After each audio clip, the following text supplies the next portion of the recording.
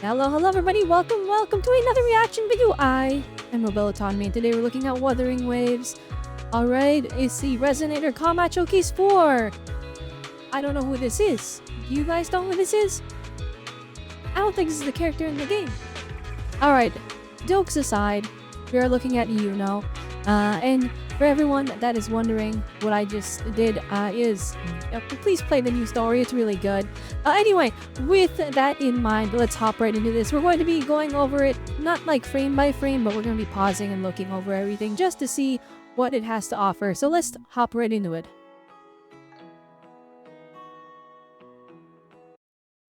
Alright, let's take a look right here. Glorious Shadow of the Moon that starts with 2D animation and it's going crazy. Hang on, let's go over that. Alright, let's just go over that again. Lots of changes in perspective. This is very hard to animate when you do the camera going around the character. So these animators are cooking as per usual. Kuro not holding back on paying the people to animate this at the highest possible quality. You can see the background is actually animated at a higher frame rate than the character. If you look, right, the background moves twice during these 2 frames, but the character doesn't move. Oh no, during 3 frames. So the character isn't animated on 2s, they're animated on 3s. Yup, it's 3 frames over. So the background is running at probably the full 24 FPS, and then the character is animated at much less than that. We're probably looking at like, okay, sometimes it's 3, sometimes it's 2, so it's not perfect pacing here. So the character is probably running at like maybe 10 FPS, something like that. But when it comes to 2D animation, that's actually, completely fine because the characters are blocked out shapes. It's a lot easier to recognize what they are. You don't see as much detail, and so the movement registers a lot easier. Look at that turnaround. Brilliant work, especially the perspective on her like giant ring thing. The bow. They even animated like the see-through. Amazing work. Gosh dang. Now I always appreciate, dang, look at her face, gorgeous, but I always appreciate it when animators animate gacha characters, because like, especially with the new modern games, because the gacha characters either been designed to be just a PNG, so you only have to draw them once, or they're a 3D model, so you create that detailed 3D model. Still a lot of work, but then after that you animate them, and they can just be animated at like, any position, and all the detail is retained because it's a 3D model. But for 2D drawings, you have to, like, each frame, you gotta draw the whole character again, all those little extra details.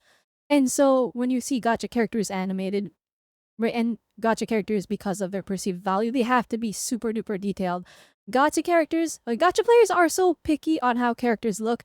Alright, so when you see them animated, you gotta appreciate them when they animated in 2D, because gosh dang, that's so much more extra work.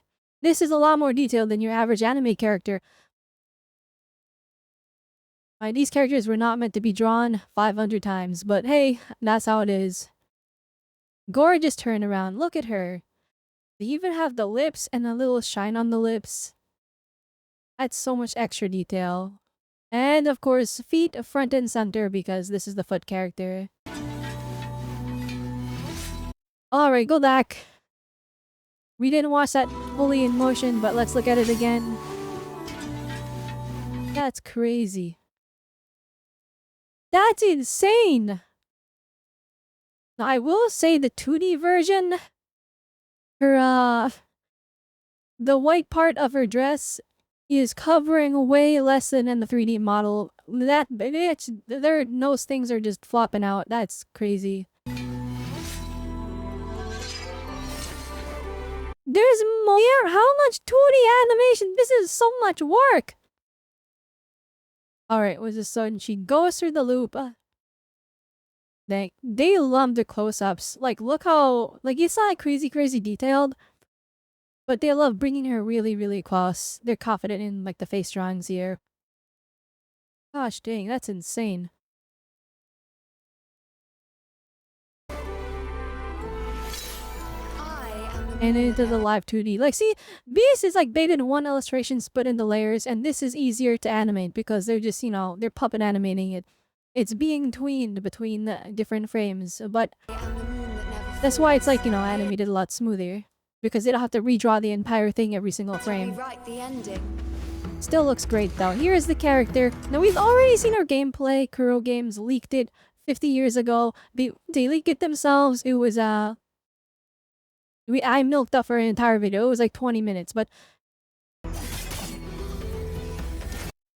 now we're gonna have the camera going crazy around the characters. They've been really aggressive with the camera on these combat showcases.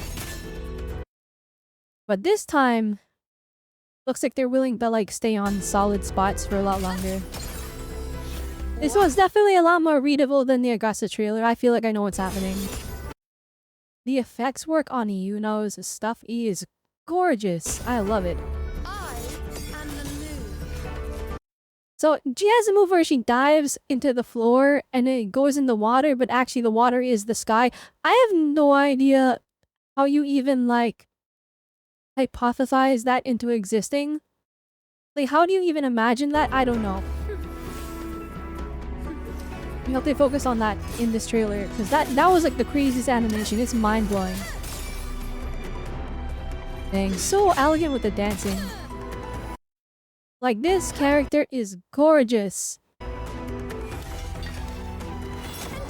See, this move is insane. She dives into the ground and then puts the screen in the water. But actually, she's in the sky now. That move is crazy, guys. I don't know how whoever came up with it. They're like a genius. That's like they're thinking 4 parallel universes ahead of all the other animators. Like that, it's disorienting in like the best way possible. Like, I gotta appreciate. We gotta go with this from my fan, but she jumps up, dives down into the floor. Boom! You're in water. And you're like, oh, dang, that was cool, but like, where am I now? Nope, she's in the air shooting the enemy with the bow. Also, like, the leg poses on her animations, because she has, the bow is so large, she has to use her entire body to, like, pull back the bowstring to shoot arrows. So, like, she'll use her legs, because those are longer than her arms, or she'll use her entire body, arms outstretched, all the way to the legs as well. I've noticed in her animations, although I've had the chance to observe them more. It's so elegant. It's like a dancing. It's so cool.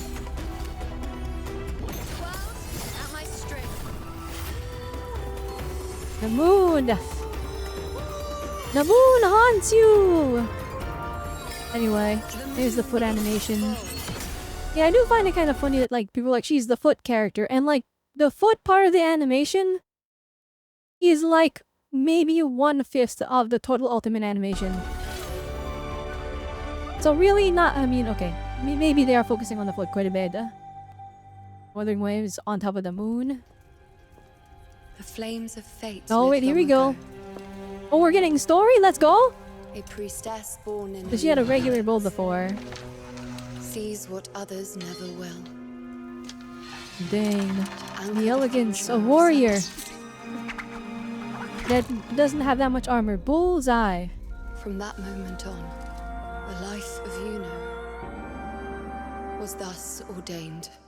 Dang. Well, I'm hoping we get more information on whatever this is. Like, look at her. What a gorgeous character. I am the moon. Dang. Anyways, I think that's enough. There wasn't too much to observe here. Not too much to break down. It's mainly the 2D animation at the beginning. But I will say, this was way more clear than Augusta's combat showcase. They really showed the beauty of Iuno's animations. This one's definitely an improvement. I'm guessing maybe I'm not the only one that pointed it out. And then so, I guess Kuro Games fixed it because they listen, you know. The devs listen, that whole joke. Anyway, I think that's it for this video. What did you guys think of the combat showcase? Are you going to be pulling Iuno? I would love to know it down below in the comments. Please let me know. Hopefully we get that character showcase, that character trailer soon, because my goodness, I'm looking forward to it. Those are like, the Augusta ones were so good, guys. I'm so excited for Iuno's. Anyway, if you liked the video, be sure to hit that like button. And as always, alright, if you somebody not subscribed, if you're not subscribed, I know, like, only 2% of you are subscribed, so hit that subscribe button, bell notification. I cover a bunch of gacha games, not just Wuthering Waves. We're looking at Zenless Zone Zero, we're looking at Genshin Impact, and of course we're looking at Genshin Impact because Wuthering Waves and Genshin Impact cut from the same cloth. It's so interesting to see what they have to bring to the table and how they compare. We're also looking at Duet Night Abyss and also Neverness to Everness in the future, and Ananta and whatever future gacha. And I guess Duet Night Abyss isn't really gacha anymore, but it was part of the gacha space for a bit, and now it's not a gacha. I want to see how we transition out of regular gacha and see how that works. We're looking at everything, okay? I want to cover everything, gives me more chances to do videos, so subscribe for all that. And as always, remember, antenna waves are nice, so I will see you all next time. Bye!